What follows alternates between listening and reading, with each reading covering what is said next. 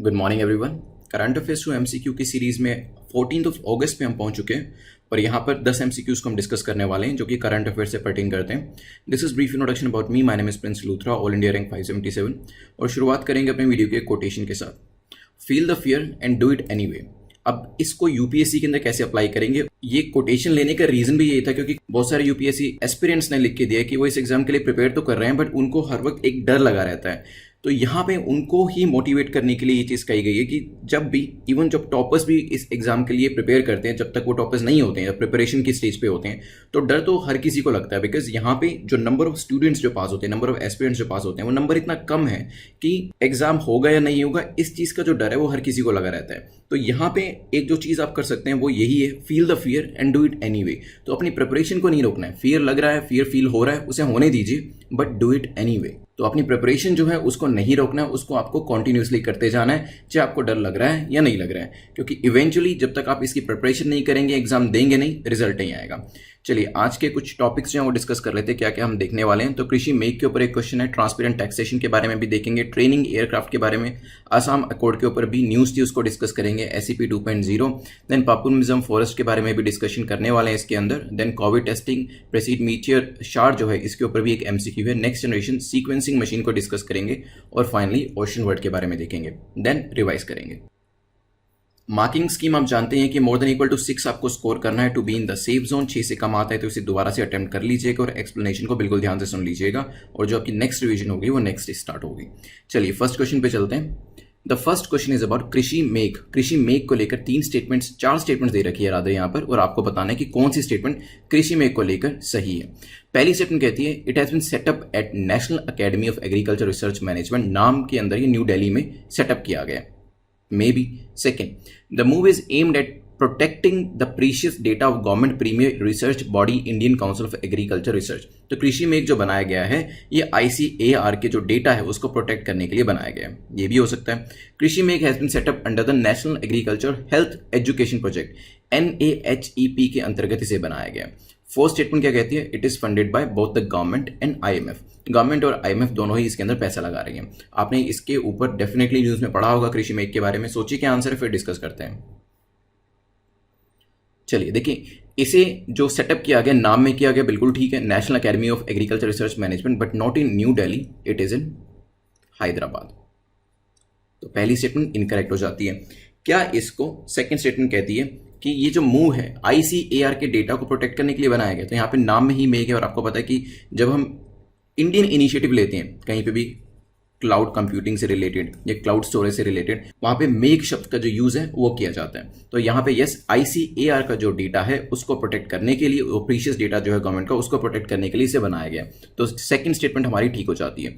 क्या ये under NAHEP that is national agriculture higher education project के अंदर बनाया गया? तो यस, थर्ड स्टेटमेंट भी हमारी करेक्ट है। क्या इसे गवर्नमेंट फंड कर रही है? बिल्कुल गवर्नमेंट फंड कर रही है, but it is not funded by IMF। Government और वर्ल्ड बैंक मिलके इसको फंड कर रहे हैं। तो हमारा जो फोर्थ स्टेटमेंट है इनकरेक्ट हो जाएगा, सेकंड थर्ड स्टेटमेंट करेक्ट है, आंसर हो जाएगा D is the correct answer. चलते हैं नेक्स्ट क्वेश्चन के ऊपर। Next question talks about which of the following characteristic is और are correct about transparent taxation honoring the honest platform. अभी recently ये लॉन्च किया गया है, इसके ऊपर 3 स्टेटमेंट दे रखे हैं और आपको बताने कौन सी करेक्ट है। तो यहाँ पे पहली स्टेटमेंट जो है transparent taxation honoring the honest platform के बारे में कहती है it will have a tax payer charter.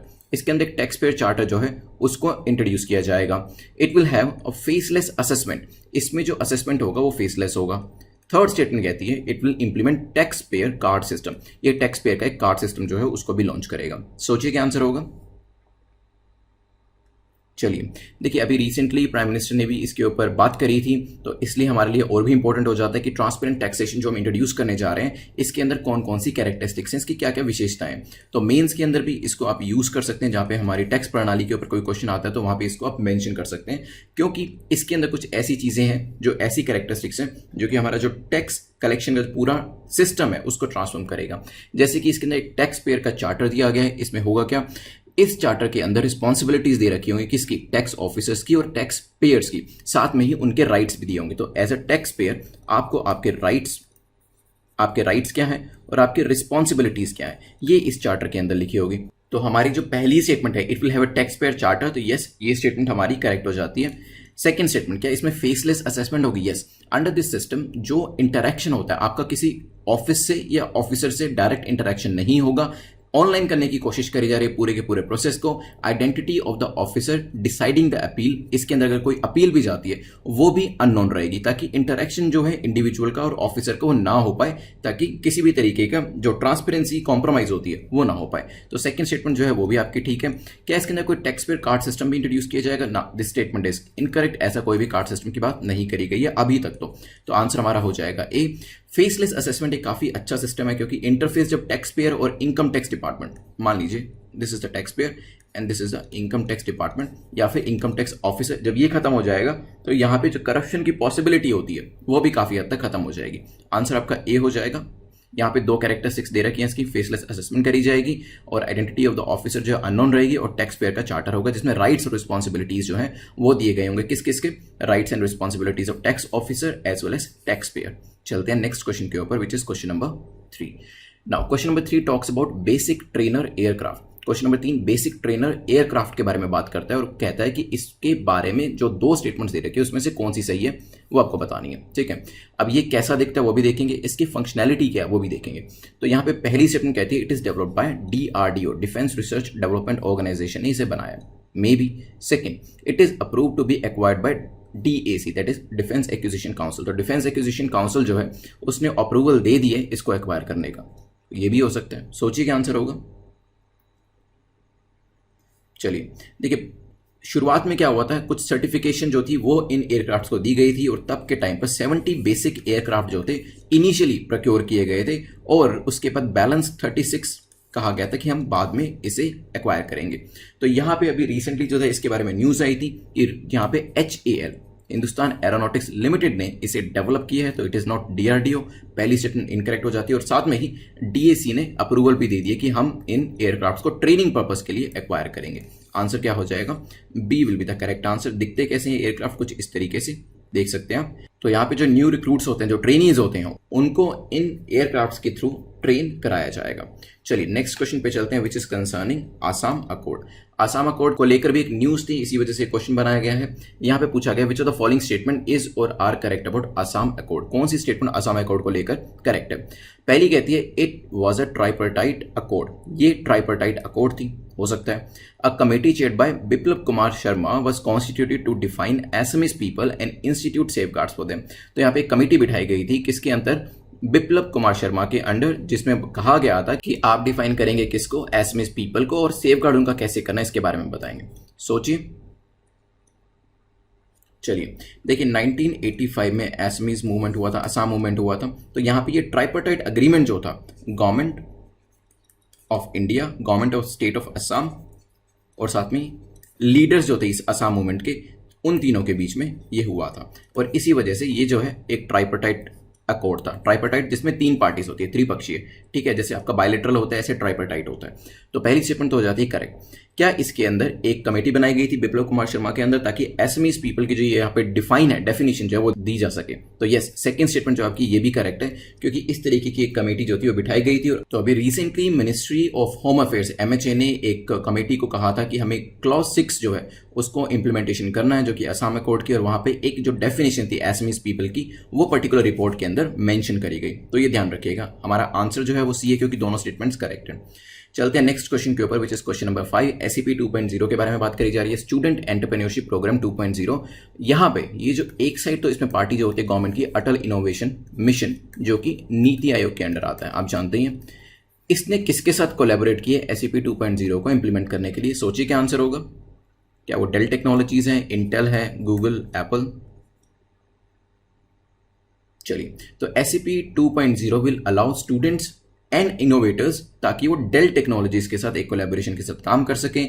इसमें उनको मेंटरशिप दी जाएगी, प्रोटोटाइपिंग में हेल्प करी जाएगी, इंटेलेक्चुअल प्रॉपर्टी का रजिस्ट्रेशन कैसे किया जाता है इसमें हेल्प मिलेगी, अपने आइडियाज को पेटेंट कैसे कराया जाता है, इन सब चीज़ों के अंदर काफ़ी हेल्प मिलने वाली है उनको। उसके साथ साथ मैन्युफैक्चरिंग सपोर्ट जो होता है, अपने प्रोडक्ट को आइडिया से आपने प्रोडक्ट बनाया और उस प्रोडक्ट को लॉन्च कैसे करना है, मार्केट कैसे करना है, ये सब चीज़ों में डेल टेक्नोलॉजी जो है वो स्टूडेंट्स इनोवेटर्स की हेल्प करने वाली है, क्योंकि यहाँ पे टाई अप किया है उसने आटा इनोवेशन मिशन के साथ। आंसर हमारा हो जाएगा ए। कुछ SEP 1.0 that is student entrepreneurship programme 1.0 के बारे में भी देख लेते हैं। ये जनवरी 2019 में शुरू किया गया था और इसमें 10 महीने का लंबा रिग्रेस प्रोग्राम चला था, जिसमें काफ़ी सारी टीम्स ने पार्टिसिपेट किया था और वहाँ पर भी काफ़ी हेल्प करी गई थी जो कि बडिंग एंटरप्रेन्योर्स थे। चलते हैं नेक्स्ट क्वेश्चन के ऊपर। Next question is question number 6, बात कर रहा है पापुम रिजर्व फॉरेस्ट के बारे में। पूछा गया कि पापुम रिजर्व फॉरेस्ट जो है किस स्टेट में फॉल करता है, क्या ये असम में है, सिक्किम में है, मणिपुर, अरुणाचल प्रदेश। सोचिए फिर इसको डिस्कस करेंगे। चलिए, तो अभी रिसेंटली एक स्टडी जो थी वो न्यूज में थी, उसमें कहा गया था कि हाई रेट ऑफ डिफोरेस्टेशन जो है वो हो रहा है पापुम रिजर्व फॉरेस्ट के अंदर, और इस डिफोरेस्टेशन की वजह से जो हॉर्नबिल है इसके जो हैबिटेट है वो कहीं ना कहीं अफेक्ट हो रहे हैं। अब यहाँ पे आंसर जो है वो हमारा डी है, अरुणाचल प्रदेश के अंदर ये लोकेट करता है और हॉर्नबिल की वजह से न्यूज में था, क्योंकि इनका जो हैबिटेट है वो अफेक्ट हो रहा है डिफोरेस्टेशन की वजह से। ध्यान रखिएगा, ये पापुम रिजर्व फॉरेस्ट जो है एक important bird and biodiversity areas है अरुणाचल प्रदेश के अंदर। और पापुम रिजर्व फॉरेस्ट जो है ये बेसिकली फॉर्म करता है eastern Himalaya endemic bird area का, उसका एक पार्ट है। तो ध्यान रखिएगा, हॉर्नबिल की वजह से न्यूज में था, किस स्टेट में वो हमने डिस्कस कर लिया। चलते हैं नेक्स्ट क्वेश्चन, क्वेश्चन नंबर 7 के ऊपर। पूछा गया which of the following test या टेस्ट इज और are used for covid testing. तो इन चारों में से कोविड टेस्टिंग के लिए कौन सा टेस्ट यूज किया जाता है? एलिसा यूज किया जाता है, Feluda test, RT-PCR, rapid antigen detection test. सोचिए क्या आंसर होगा। चलिए देखिए, वेरियस मेथडोलॉजीज हैं कोविड टेस्टिंग के लिए। तो यहाँ पे जो वेरियस मेथडोलॉजीज यूज करी जाती है उसमें रैपिड एंटीजन डिटेक्शन टेस्ट है, RT-PCR है, फेलुडा टेस्ट है, RT-PCR है, देन एलिसा एंटीबॉडी टेस्ट है। तो ये चारों टेस्ट जो हमने क्वेश्चंस में पूछे थे, ELISA, Feluda, RT-PCR, rapid antigen detection test, ये चारों ही कोविड के लिए यूज होते हैं। तो हमारा आंसर हो जाएगा यहाँ पर डी। फेलुदा टेस्ट जो है इसकी फुल फॉर्म आप मुझे बताइएगा नीचे कॉमेंट सेक्शन के अंदर। चलिए नेक्स्ट क्वेश्चन पे चलते हैं। Next question is our question number 8।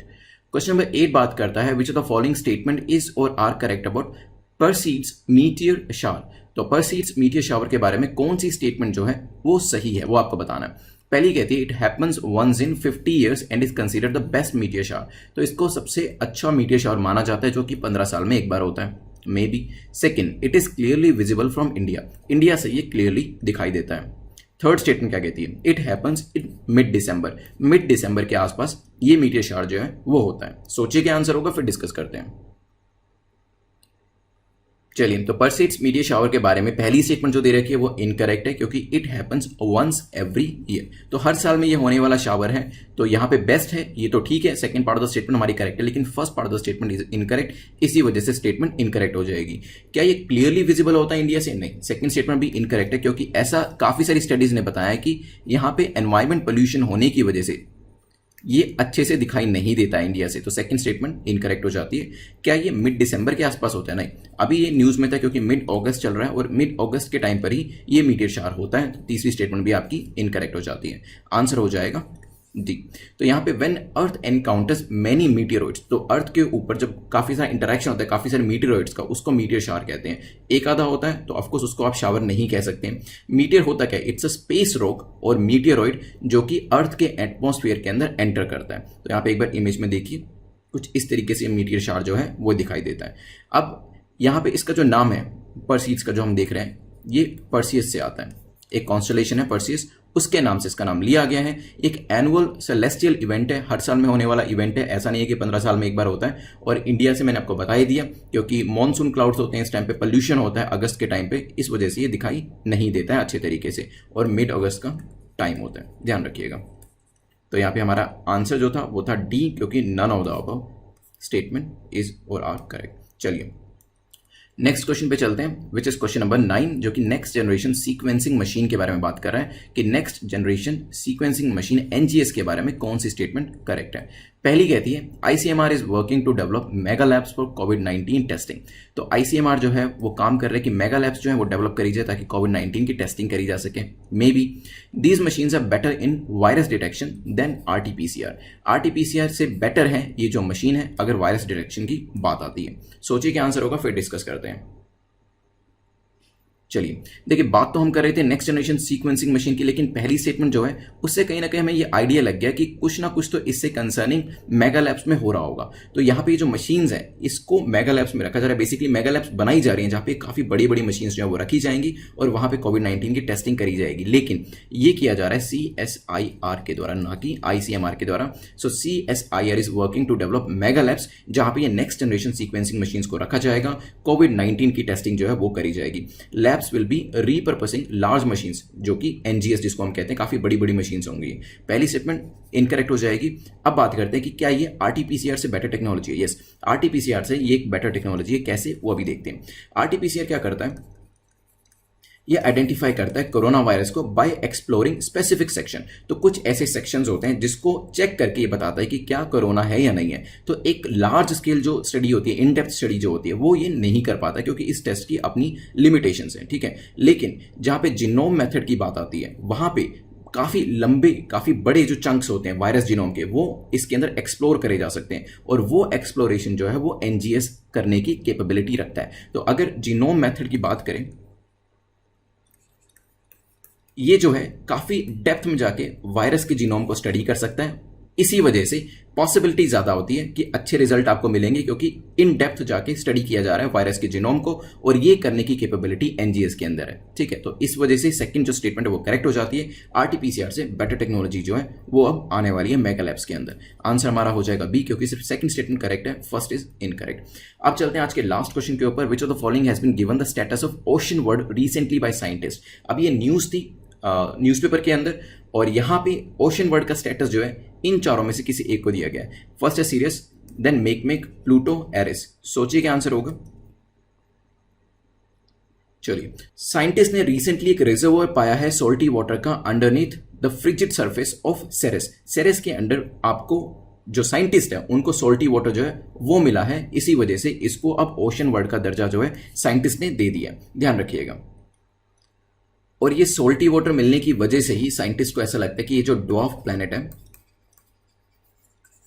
कौन सा, सेरेस, यहां पे पॉसिबिलिटी हो सकती है, पोटेंशियल हो सकती है फ्यूचर के अंदर कि लाइफ जो है पॉसिबल हो यहां पे। ओशन वर्ल्ड यूजुअली एक टर्म होती है जिसको यूज करते हैं अगर वाटर मिलता है कहीं पर भी सोलर सिस्टम के अंदर, ठीक है। सोलर सिस्टम के अंदर या इवन बियॉन्ड भी कहीं पे पानी पाया जाता है तो उसे ओशन वर्ल्ड कहा जाता है। एज पर डेटा कलेक्शन बाय नासा, जो नासा का एक डॉन स्पेसक्राफ्ट था, DAWN, इसने पाया है और रिपोर्ट किया है कि जो सेरेस है वहां पे सॉल्टी वाटर अंडरग्राउंड में एग्जिस्ट करता है, ठीक है। अब सेरेस एग्जिस्ट कहां करता है, आंसर तो फिलहाल हमारा ए हो जाएगा, हमारे सोलर सिस्टम के अंदर, ये देख सकते हैं। तो दिस इज आर अर्थ और ये सेरेस है, ध्यान रखिएगा। So this is dwarf planet. चलिए 10 क्वेश्चंस कंप्लीट होते हैं हमारे। अब 2 मिनट में रिवीजन करेंगे, इसको मिस नहीं करना आपको। सेकंड रिवीजन आपकी कल होगी, फिर प्रीलिम्स का क्वेश्चन देखेंगे, question of the day and winner के बारे में डिस्कस करेंगे। चलिए, हमने शुरुआत करी थी कृषि मेघ से। बनाया कहाँ जा रहा है, नाम के अंदर, जो कहाँ पे एग्जिस्ट करता है, हैदराबाद के अंदर। फिर हमने डिस्कस किया था फंडिंग कौन कर रहा है, गवर्नमेंट, और इसके अंदर वर्ल्ड बैंक जो है फंडिंग कर रहे हैं। ICR का जो डेटा है उसको प्रोटेक्ट किया जाएगा और NAHEP के अंडर इसे कृषि मेघ को बनाया जा रहा है। फिर हमने देखा था द ऑनेस्ट प्लेटफॉर्म के बारे में, transparent taxation honoring the honest platform. तो यहाँ पे इसको टैक्स पेयर का चार्टर जो है वो दिया जाएगा ताकि जो टैक्स पेयर्स हैं और जो ऑफिसर्स हैं उनको अपनी रिस्पॉन्सिबिलिटीज और राइट्स के बारे में पता चल जाए। फेसलेस असेसमेंट जो है इसके अंदर किया जाएगा। इसके बाद हमने देखा था ट्रेनर्स एयरक्राफ्ट के बारे में। डेवलप किसने किया, HAL हिंदुस्तान एरोनॉटिक्स लिमिटेड ने इसे बनाया है। एट द सेम टाइम जो DAC है उसने इसके एक्विजिशन के लिए अप्रूवल दे दिया है। इसमें ट्रेनर्स जो होते हैं, ट्रेनिंग लेने वाले जो नए रिक्रूट्स होते हैं उनको ट्रेनिंग दी जाएगी। फिर हमने देखा था असम अकॉर्ड के बारे में, ट्राइपार्टाइट अग्रीमेंट है ये, और इसके अंदर जो कमेटी बिठाई गई थी वो मिस्टर बिप्लब कुमार शर्मा के अंडर बिठाई गई थी और यहाँ पे डेफिनेशन मांगी गई थी एसएमएस पीपल की। नेक्स्ट हमने SAP 2.0 के बारे में डिस्कस किया था। स्टूडेंट एंटरप्रेन्योरशिप प्रोग्राम है जिसके अंदर डेल टेक्नोलॉजी सामने आई है। AIM नीति आयोग के साथ मिलकर काम करेगी और प्रोटोटाइपिंग के अंदर, इंटेलेक्चुअल प्रॉपर्टी के रजिस्ट्रेशन के अंदर, फीडबैक के अंदर, देन पेटेंटिंग द आइडियाज, पूरा प्रोसेस क्या होता है, प्रोडक्ट को कैसे लॉन्च किया जाता है, मैन्युफैक्चर कैसे किया जाता है, मार्केट कैसे किया जाता है, ये सब चीज़ों के लिए जो एंटरप्रेन्योर्स होते हैं, जो स्टूडेंट एंटरप्रेन्योर्स हैं, इनोवेटर्स हैं, उनको हेल्प किया जाएगा। SAP 1.0 भी 2019 में कराया गया था। इसके बाद हमने क्वेश्चन नंबर 6 को देखा था, जो कि रिजर्व फॉरेस्ट पापुम के बारे में है। कहाँ पे लोकेट करता है? अरुणाचल प्रदेश में। अभी रिसेंटली रिपोर्ट ने बताया है, एक स्टडी ने बताया है कि काफ़ी ज़्यादा डैमेज हुआ है फॉरेस्ट को और इसी वजह से जो हैबिटेट है यहाँ पे हर्ट हो रहा है हॉर्नबिल का। देन हमने देखा था नेक्स्ट कि कौन कौन से टेस्ट किए जाते हैं। एलिसा है, फलूदा है, RT-PCR है, रैपिड एंटीजन डिटेक्शन टेस्ट है। फलूदा की फुल फॉर्म जो है कमेंट सेक्शन में बताइएगा प्लीज़। जो वेरियस मेथोडोलॉजीज हैं, ये सारे टेस्ट जो हैं इसमें किए जाते हैं। फिर हमने देखा था परसीड्स मीटियर शार के बारे में। वंस एवरी ईयर होता है यहाँ पर और मिड अगस्त के आसपास ही होता है। इंडिया के अंदर ज़्यादा अच्छे से नहीं दिख पाता है क्योंकि इस टाइम पे मॉनसून के जो क्लाउड्स होते हैं वो होते हैं और दूसरा पोल्यूशन जो है, इस वजह से ये क्लैरिटी से नहीं दिख पाता है। अदरवाइज कुछ इस तरीके से मीटियर शार जो है वो दिखाई देता है। और एक कॉन्स्टलेशन है जिसका नाम है परसीज, उससे इसका नाम बोरो किया गया है। देन हमने देखा था नेक्स्ट जनरेशन सीक्वेंसिंग मशीन, जो कि हमारा CSIR जो है वो एक बड़ी बड़ी मेगा लैब्स जो है बना रहा है और वहाँ पे ये मशीन्स जो हैं वो रखी जाएंगी। और RT-PCR से बेटर टेक्नोलॉजी है क्योंकि इसके अंदर जीनोम के अंदर आप स्टडी करेंगे और देखेंगे वायरस का जीनोम जो है वो किस चीज़ से अफेक्ट होता है, किस चीज़ से बना हुआ है। फिर हमने लास्ट क्वेश्चन में देखा था ओशन वर्ड। ये एक टर्मिनोलॉजी है जो साइंटिस्ट यूज़ करते हैं जब उन्हें हमारे सोलर सिस्टम में या उसके बियॉन्ड में कहीं पर भी पानी मिलता है। और अभी रिसेंटली सेरेस के अंदर अंडरग्राउंड लेवल पे ऐसा कहा गया है, स्टडीज़ ने बताया है, रिपोर्ट्स ने बताया है कि सोल्टी वाटर जो है वो पाया गया है और इसी वजह से इसको ओशन वर्ल्ड का दर्जा दिया गया है। इसकी लोकेशन जो है वो भी हमने देखी थी, सेरेस कहाँ पे लोकेट करता है। 10 क्वेश्चन हमारे कंप्लीट होते हैं। Revision is now completed. Prelims में आपको क्वेश्चन का आंसर करना है करंटली ILP जो सिस्टम है, इनर लाइन परमिट सिस्टम, वो किस किस स्टेट के अंदर एप्लीकेबल है, नीचे कॉमेंट सेक्शन में बताइएगा। विनर ऑफ द डे हमारे हैं प्रोजेक्ट चीता के बारे में हमने पूछा था आशीष सूर्य। आशीष, आप हमें नेटमॉक प्रेप पे मेल करके बता दीजिएगा कि आपको जो PDF चाहिए वो हिंदी में चाहिए या इंग्लिश में। कमेंट सेक्शन में अपने मार्क्स जो है वो जरूर लिख दीजिएगा। अगर अपर टू ब्रैकेट्स में इन द सेफ जोन 6 से कम स्कोर है, दोबारा से रिवाइज करिएगा, एक्सप्लेनेशन को ध्यान से सुनिएगा और दोबारा एक बार 24 आवर्स के बाद रिवाइज जरूर करिएगा। कोई भी डाउट है तो टेलीग्राम लिंक जो है नीचे डिस्क्रिप्शन में दिया गया, वहाँ पर आप मुझसे कॉन्टैक्ट कर सकते हैं और अपने डाउट्स को क्लैरिफाई करा सकते हैं। You can subscribe the channel, bell icon को प्रेस करना जरूरी है क्योंकि उससे आपको बाकी वीडियोज़ के भी नोटिफिकेशन मिलते रहेंगे। Thanks for watching, have a nice day.